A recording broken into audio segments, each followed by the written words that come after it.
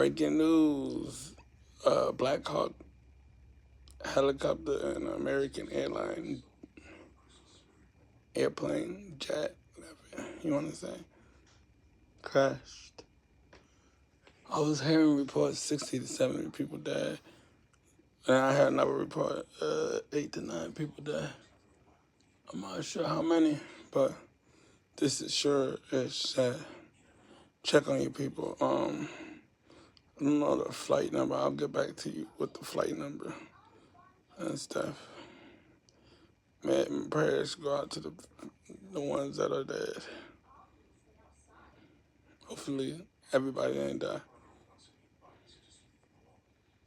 Assassination. I don't know. Sounds crazy.